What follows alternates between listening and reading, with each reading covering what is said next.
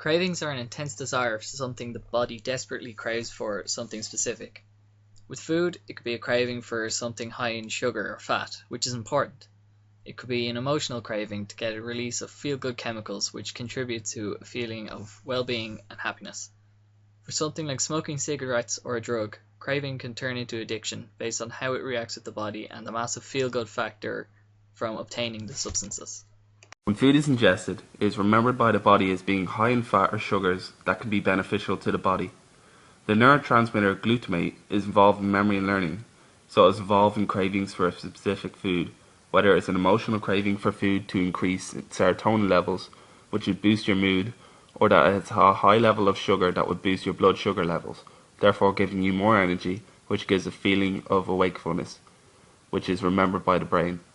This means the brain has the ability to actually remember and later crave substances for its own use by using its reward system. This also explains why you can never stop at, for example, one Pringle, as the body craves it. Hey man, want some Pringles? Yeah, sure. Only take one.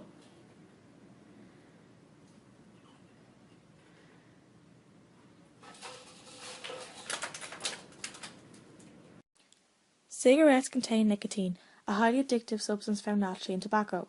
It travels quickly to the brain when it is inhaled and can cause a feeling of temporary relaxation or stress relief. Nicotine can also elevate your mood and your heart rate, but this feeling is only temporary. After your body rids itself off the drug, you start to crave another cigarette.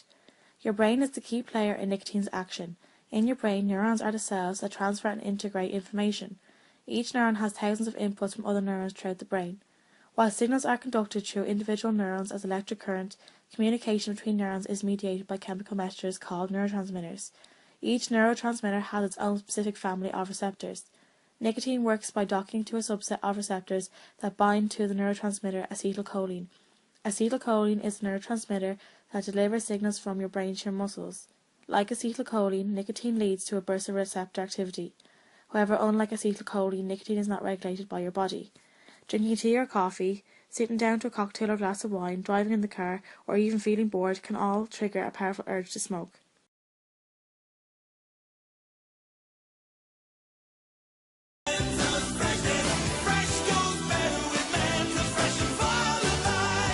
Mentos, the fresh make.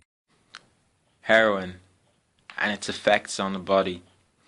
Heroin is manufactured from morphine, which is manufactured from opium. Opium is a dry form of the juice extracted from the seed pods of the poppy plant. Heroin penetrates the blood-brain barrier very rapidly due to its quick penetration of the blood vessel wall. Once in the brain, heroin is broken down into morphine. It stimulates the brain's reward system by releasing dopamine, which causes a feeling of euphoria. But what else does heroin do? It depresses the nerve transmissions that signal pain, inhibits brain centers controlling coughing and breathing, stimulates vomiting centers, constricts eye pupils, and interferes with intestinal functions.